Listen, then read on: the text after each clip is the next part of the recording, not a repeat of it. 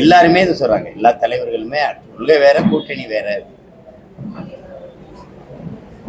கொள்கையை விட்டுட்டு என்ன கூட்டணி இருக்குது? கூட்டு அணிங்கிறது எதுக்காக கூட்டணி? ஒத்த கொள்கை இருந்தா தானே கூடி வேலை செய்யணும்.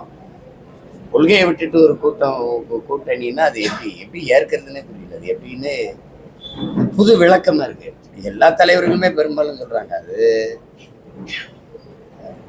கொள்கை வேற கூட்டணி வேற. கொள்கை இல்லாத அரசியல் 10 பாவங்களை சொல்றாரு அண்ணல் காந்தியடிகள். அதுல கொள்கை இல்லாத அரசியலையும் ஒண்ணு சொல்றாரு. கொள்கையை விட்டுறோம், கொள்கையை பற்றி கவலைப்படல, கூட்டணி வைக்கணும். எதுக்காக வைக்கணும்? எந்த கொள்கையை நிறைவேற்ற கூட்டணி வைக்கணும்?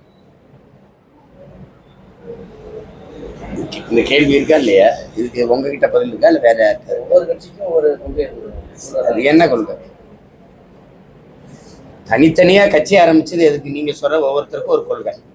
அந்த கொள்கையை நிறைவேற்றத்தானே நீங்க வேலை செய்யணும்.